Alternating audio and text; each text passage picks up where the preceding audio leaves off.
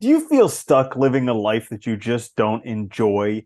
Do you feel like you just don't have the ability to make choices in life that are your choices and not somebody else's choices? Do you want to know how to make better choices?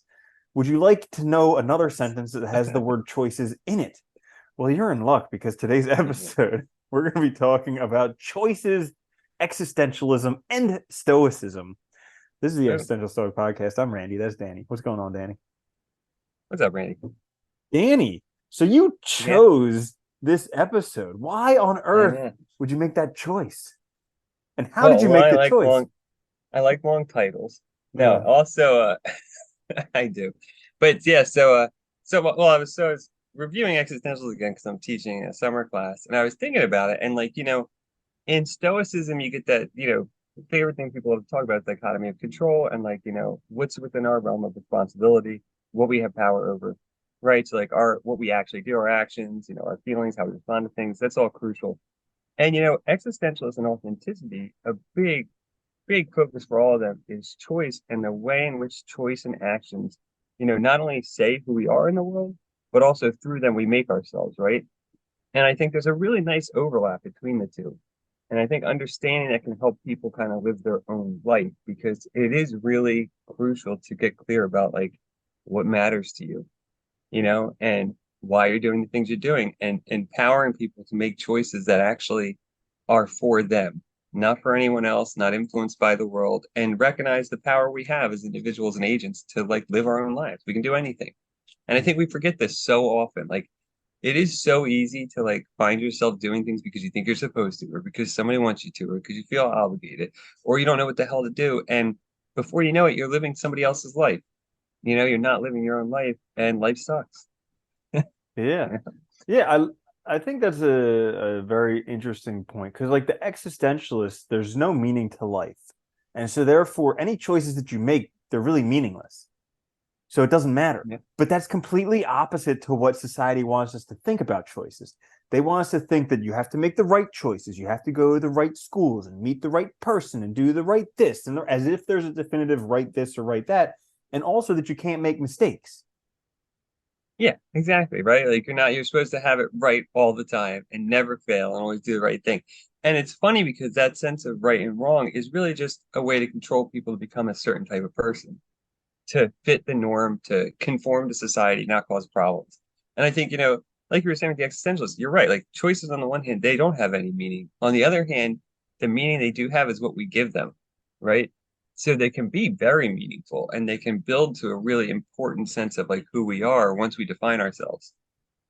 There's a really cool article called Man Has No Nature by Jose Ortega, where he talks about how life is just a project where we formulate an idea of what we want to be and then we make it a reality.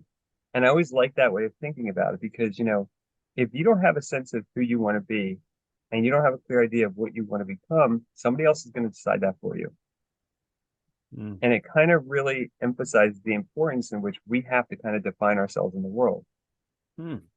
Yeah, that is a really interesting point of view because I've found that life is definitely like a series of projects where at first you're lost and like life sucks because your mind won't is going crazy because you're like, what's my life for? I have a friend going through this right now, and they're like, what's life for? What's the meaning of life? What am I supposed to be doing? I shouldn't be here at this moment. Like I'm supposed to be somewhere else. All this stuff is falling apart.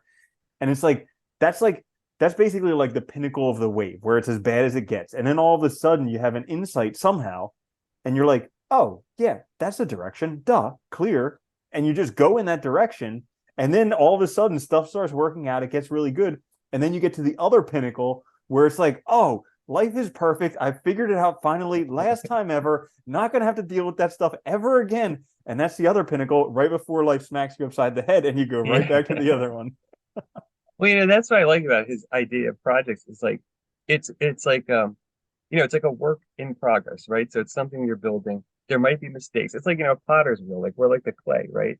We're unformed, but as soon as somebody has an idea, they start to form it. There might be mistakes along the way. They might have to course correct. They might have to change it. They might have a totally new idea and redo it over, right? And that's totally possible within our own lives. So it's a kind of, I think it's a very good metaphor for, what life's about and why choices are so important. And like you said, when you have an existential crisis, right? You have a crisis of meaning. You're like, I don't know what anything is. That's when you get clear about, who do you want to be? What really matters to you? Because we talked about this before, right? We can focus on objects, on goals, but really it's our values that carry with us into the future, right? They're what really matters. Mm. And each attempt we do to make ourselves is just one attempt. We can always make ourselves anew, informed by all that past history, and experiences. Mm. Yeah, it reminds me of one of the sayings from the Tao Te Ching, where it's like when you live in harmony with the Tao, if you seek, you'll find, and if you make a mistake, you're forgiven. Which is kind Yeah, of like I see the choice in that. So like we have all these choices. I know, well, I don't know about everybody, but I know for me, like when I have choices, especially when it's not a clear yes or no, when like the alternatives are kind of like, I don't know. It's like I don't want to make a mistake. That's the first thing. And it's like yeah. I'm afraid of putting in effort and then losing all that time and effort. So it's like the double-edged sword. But then if you live in harmony with the Tao, if you just seek, you'll find. And if you make a mistake, you're forgiven. So like you can just feel free to go forward without having all this burden of having to make the choice perfect. Yeah, it's funny. Isn't it funny how we're so worried about, we get so caught up in making the right choice that we paralyze ourselves because we're, like you said, we're either afraid of wasting time, because what if I do the wrong thing? I spend all this time trying to learn something or do something, it doesn't work out, and we're afraid of doing it correctly. And it's like that imposter syndrome, like basically paralyzes us from action. And Mm-hmm. it's really crazy when really what is going to happen if we fail? Like, what is actually going to happen? Like, God Actually, it forbid, would what be the happens if same I thing slip? as if we succeed in that we'll die. At the Yeah, end, right. we're already going to die. So whether we succeed or fail, we're going to die. Doesn't matter. Yeah, Yeah. it doesn't make a difference. And it's kind of funny because, like, really, what is holding us back from trying? And even, like, I don't know, in my own life, I've noticed, like, even when I try things that don't work out, or I go down a course for a little while and then realize I want to change, it's never a waste. Because I tried something I wanted to try and found out I didn't like, which is very important because then I don't regret it not Mm-hmm. having done it in the future. I gain a bunch of skills that are can be leveraged in various ways in the future. I never know too. Once when you're doing these things, you never know what questions are going to come up against or problems, and solving one of them might give you a whole new outlook on life. So you don't know. Like Mm-hmm. we can't predict the future, but we act like we can, and then we make it so that we don't make choices. Yeah.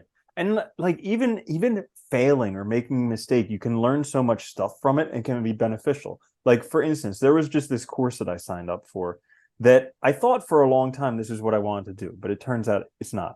But I didn't know that. It wasn't possible to know that until I already Yeah. enrolled in it and started it.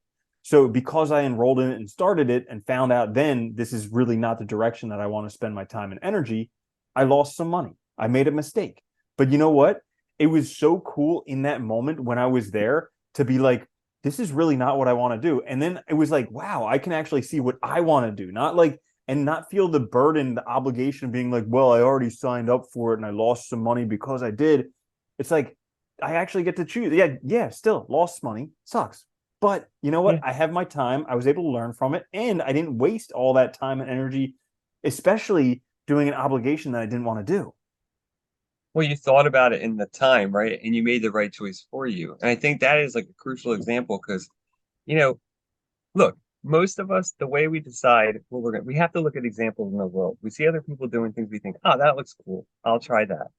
And so we imagine ourselves being that person. It looks awesome. So we try it. It doesn't mean it's going to work every time, and it doesn't mean it's going to be right for us every time. But if you figure that out, like you said, both you save yourself some time, you still get to do cool stuff, you still get to try it, and you learn something about yourself that you would not have known unless you've done it, right? Mm-hmm. And I think those are the two biggest mistakes we make, which is like thinking that we can predict something ahead of time before it happens, and thinking we know things before we experience them.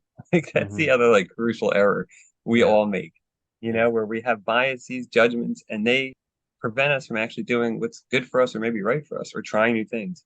Mm-hmm. Yeah. So I guess how does someone approach making choices? Do we even need to make choices? I think, I guess in a sense you don't. I mean, you could let the world like look, time keeps moving forward, right? Kierkegaard says it very well. He says, Mm, like no matter what you do, if you're gonna take your time and reflect on a choice, that's fine. You should, but if you wait too long, somebody or the world's gonna decide for you. At some mm-hmm. point, the choice is going to evaporate, right? Time will get, it'll take too long and something else will happen, whatever. Some pressure from the outside is going to end up working its magic on you and you're going to do something you don't want to do. So we have a window of opportunity with every choice where we can actually be self-determining. We can make a choice that's for us about what we want to do that has meaning for us. But it means that we have to actually be aware of the options. We have to recognize that we have some responsibility and that we're taking ownership of our lives. And we have to be committed to the choice that we make, right? To define us. And I think these are all hard things because a lot of people, we want to push responsibility off. We want to blame the world. We want to be a victim. We want to do all these things instead of acting. So I think the crucial thing is like we define ourselves through action. So I think choices are really important for who we become, for who we are, and for defining ourselves in the world. Hmm. Yeah. Hmm. Okay. Yeah, there you have it. Yeah, but yeah, Yeah. Simple. So that's choices. I would do Uh, it. Yeah. okay, cool. No, I think it's very good. I mean, I think, look, I'll say one other thing too on it. I think, if you don't make your own choices, just remember somebody's going to make it. It's going to happen. And it's very hard to get clear about what you want, but the more you try to actively choose and be a part of your life, the more you'll figure it out. And I think it's worthwhile. Bingo. There we go. We'll end on that. So there you have it. How to make choices existentially and stoically. This is the Existential Stoic podcast. If you enjoyed that, make sure to like, It's a share, mouthful. subscribe. Also, you may not know it, but reviews are like gold for podcasts. So if you could give us a good review on Apple reviews, that helps out so much. And down in the description, we are creating a product that's going to help you guys have the best year of your life. If you could just take a few minutes out of your day, fill that out for us, and then anyone who does participate will get it for free. So we are looking forward to that. Down in the description, you can find the survey. Thank you for listening or watching. This is the Existential Stoic podcast. I'm Randy. That's Danny. I'll see you later, Danny. Later, Randy.